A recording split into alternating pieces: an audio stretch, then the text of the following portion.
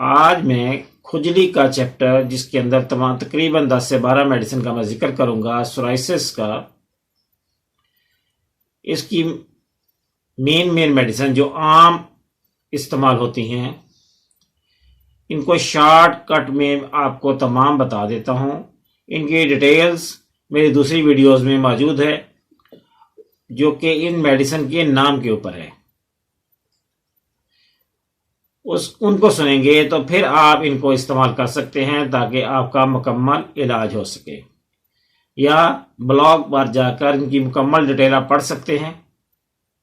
मैंने अपने ब्लॉग में इनकी मुकम्मल डिटेल दी हुई है। Sulphur,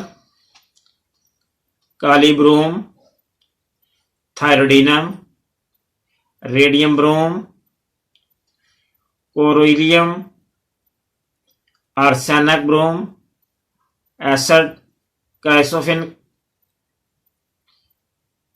arsenic sulph, hydrocotyle, mezereum, petroleum, arsenic album, arsenic iodide और मैग्नम। अब मैं जरा इनकी आपको वजाहत दे देता हूं। ये मैंने इसलिए बयान की है, इसके अंदर आप इसको पूरी सुनेंगे तो फिर इसके अंदर शॉर्ट मैंने इनके साथ मेन अलामत के ऊपर इनको बता दिया है। मजीद वजाहत जो होती है इतनी सारी मेडिसिन की एक ही वीडियो में नहीं हो सकती। ये इंट्रोडक्शन है। आप इनको यहाँ सुनकर आप दूसरी वीडियो जो है इसके मतलब जिसमें आपकी अलामत महसूस करें उसको जाकर सुन लें, तो आपको हो सकता है कि आपका पूरा इलाज इसी मेडिसिन में मिल जाए, आपको बार बार परेशान ना होना पड़े। पहले मैंने इसलिए इसको शॉर्ट किया है कि आपको आसानी के साथ समझ आ जाए। सल्फर को अमूमन CM डोज में या 1M डोज में एक खुराक दे देना चाहिए और 15 दिन तक उसका इंतज़ार करना चाहिए।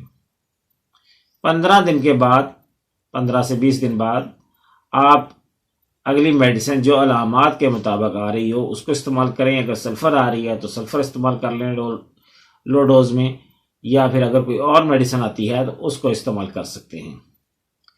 काली ब्रोमेटम, ये जो आतिश की खुजली होती है ना, जिल्द ठंडी, नीले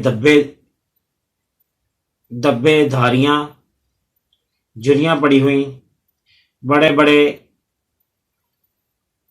फोड़े बने हुए, इसके लिए काली ब्रोमेटम बेहतरीन मेडिसिन है।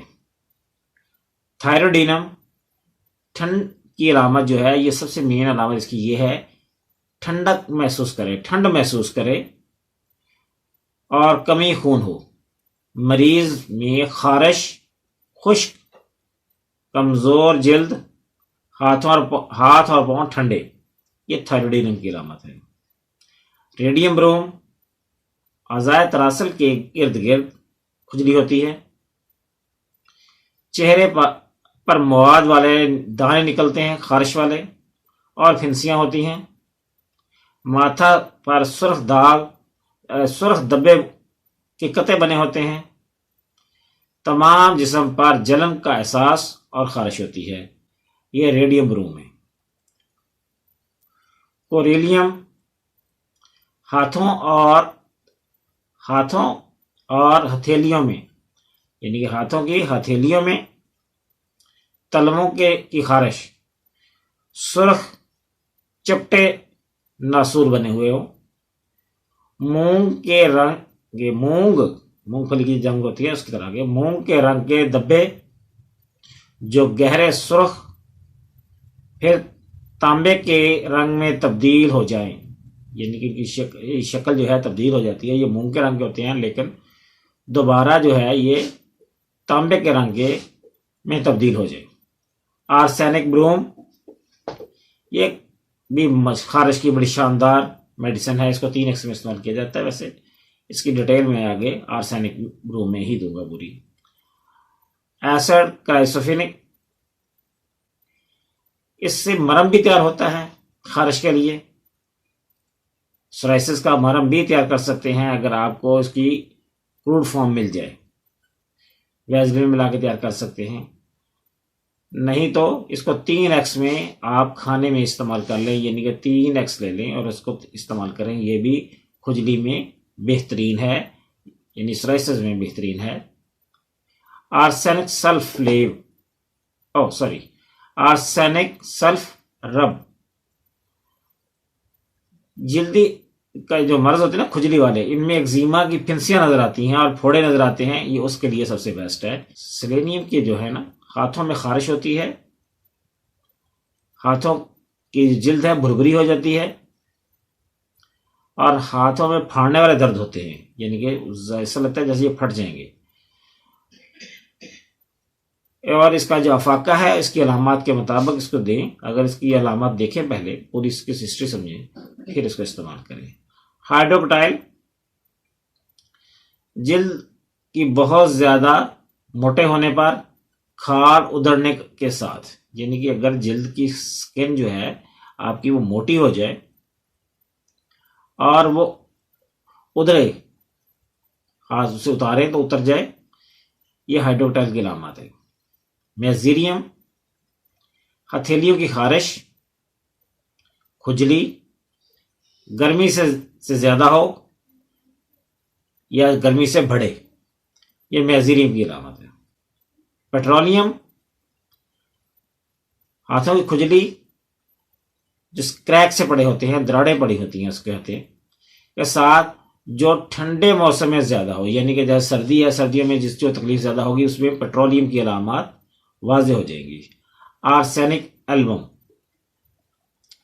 खारिश जो है ठंडी पट्टियां लगाने पर और नमी से बढ़े, यानी कि मरीज को अगर कोई ठंडा कपड़ा लगाएं, ठंडी की चीज लगाएं तो खारिश बढ़ती है और नमी से बढ़ती है।